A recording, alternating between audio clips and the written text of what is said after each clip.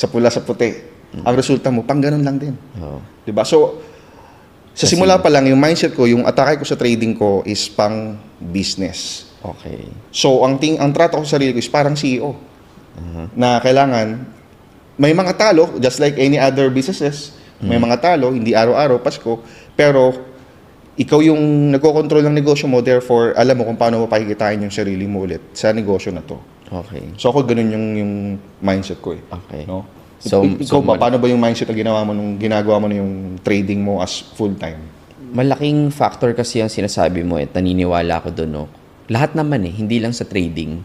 Kung gagawin mo talaga siya na business mo, na full-time, as if talagang laban kung laban, doon talaga lalabas yung resulta na gusto mo. Tama. Pagka tinreat mo siya, part-time lang to, sundot-sundot. Sundot-sundot lang din yung income mo.